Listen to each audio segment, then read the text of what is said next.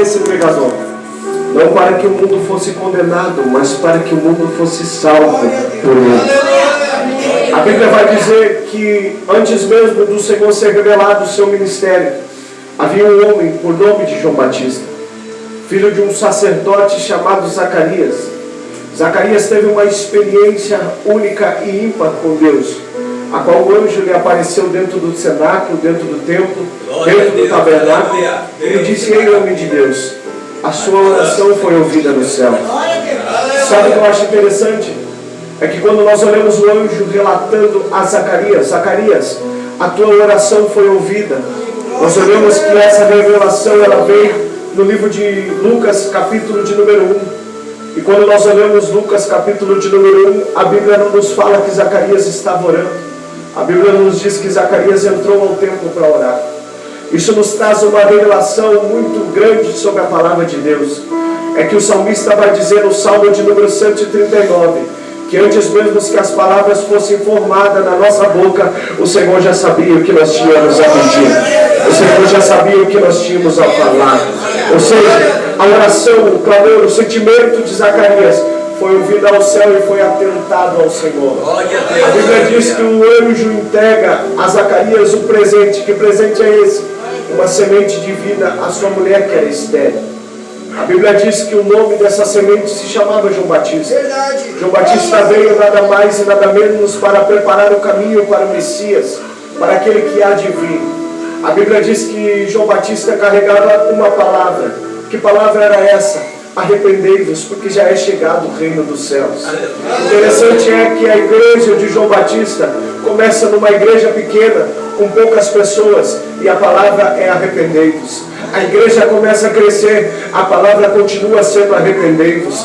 A geração começa a mudar e a palavra continua sendo arrependei-vos. A igreja começa a crescer e tomar uma proporção ao ponto de não conseguir mais contar quantos membros tinham, e a palavra não mudou, ainda continua arrependei-vos. O que eu quero dizer com isso é que nos dias de hoje as igrejas carregam placas, mas o Deus é o mesmo e a palavra é a mesma. Arrependei-vos, porque ainda é chegado o reino dos céus.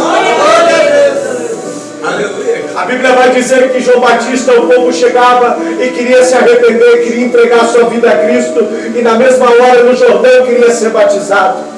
Quando nós olhamos isso, a Bíblia vai dizer que o povo perguntava: João Batista, quem és tu?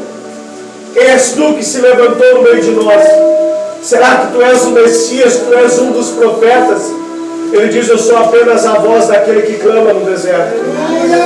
Eu venho aqui batizar vocês com água, mas está vindo um após mim, a qual eu não sou digno de desatar a sandália dos pés. Eu batizo vocês com água, mas ele batizará com fogo. Ele dará o Espírito de Deus a vocês. A Bíblia vai dizer que João Batista, sem conhecer quem é Jesus, já propagava o seu evangelho.